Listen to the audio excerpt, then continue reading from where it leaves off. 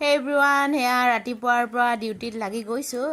এই কেইদিনত আইছা হিহঁতৰ স্কুল 7:30 পৰা ক্লাছ হ'ব বুলি কোৱাৰ কাৰণে সোনকালে উঠি মেলি টিফিন বনাই দিলো আৰু হৈ উঠিয়ে আইছাই ভাত খাব নিবিচাৰে এইকাৰণে হলিছ আৰু মালপোৱা দুটামান দি দিলো আৰু আইছাৰ টিফিন ৰেডি হ'ল। আজি মই থবলৈ নেযাওঁ, আইছাৰ দেউতাকে থবলৈ গৈছে, আজি মই আনিবহে যাম।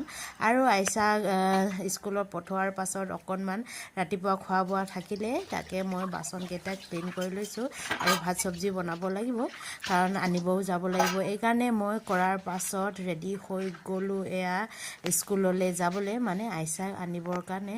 আৰু যিহেতু এতিয়া বতৰ বহুত বেয়া হৈ আছে এইকাৰণে ছাতিও লৈ গৈছোঁ, ক'ব নোৱাৰে কোনটো টাইমত বৰষুণ দিব, এইকাৰণে ছাতিটো আগতীয়াকৈ লৈ গৈছোঁ। আৰু আইছাক মই আনিলোঁ, আনি মেলি আইছাৰ টিফিন ঘৰতে খাই আছেগৈ।